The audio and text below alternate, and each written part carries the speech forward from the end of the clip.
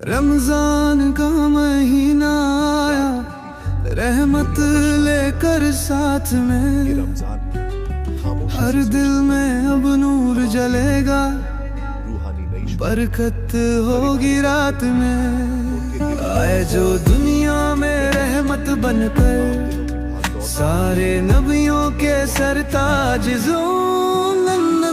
تین کا سورج چمکا کر کے کر دیا ہر دل کو راج اعظم۔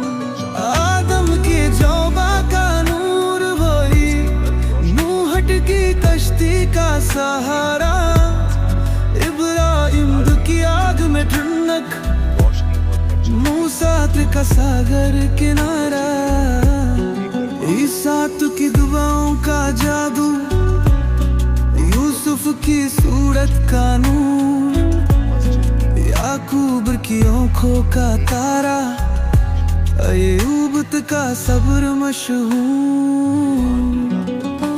رمضان میں آئی کتاب حق جو رحمت کا پیغام بنی، صادق امین مہربان نبی سارے نبیوں کی شان بنی۔